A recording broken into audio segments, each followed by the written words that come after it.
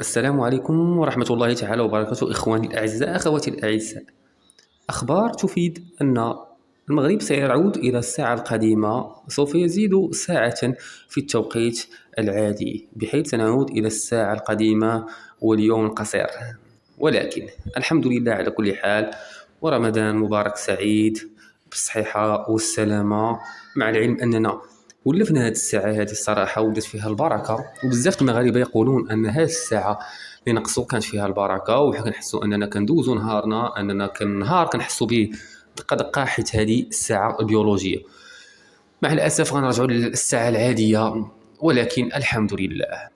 شكرا على تتبعكم. للمزيد من الفيديوهات المرجو الاشتراك والضغط على زر لايك للتوصل بالجديد.